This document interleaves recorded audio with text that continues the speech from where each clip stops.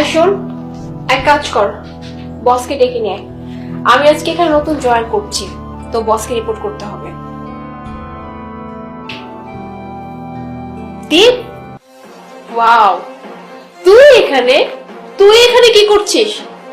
ও, বুঝতে পেরেছি, তুই অফিসের পিয়ন, রাইট?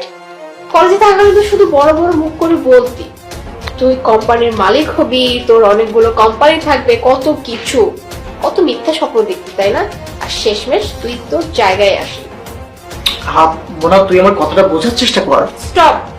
আই, তুই করে বলছিস কোন সাহসে? হ্যাঁ, আপনি করে বল আর ম্যাডাম ডাক, ওকে?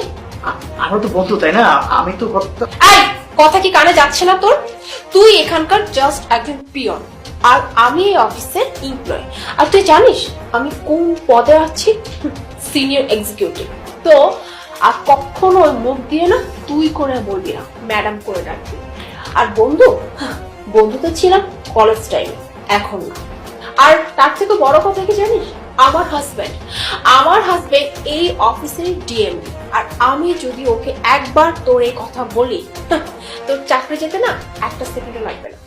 তাই যা বলছি দ্রুত কর, গিয়ে তোর বসকে ডেকে নিয়ে যা।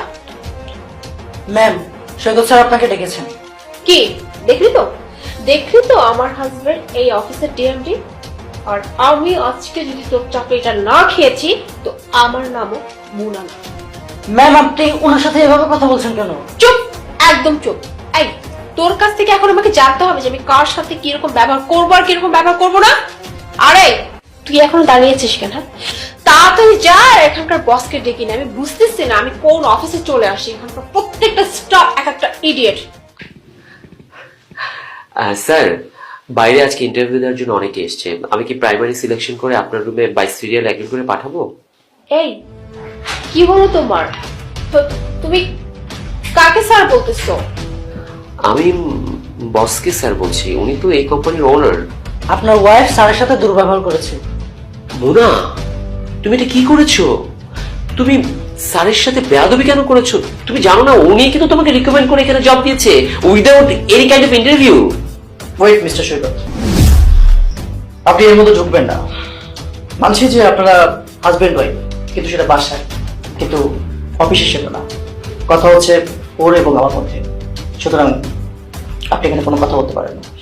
হ্যাঁ মিসেস মোনা, আপনি যেন কি বলছিলেন? আমি খুব ছোট একটা চাকরি করি, এখানকার পিয়ন। আপনার হাজবেন্ড অনেক বড় চাকরি করে, অনেক টাকা বেতন পায়, আরো কিছু একটা, তাই না? এটাই তো বসছে। আচ্ছা ধরুন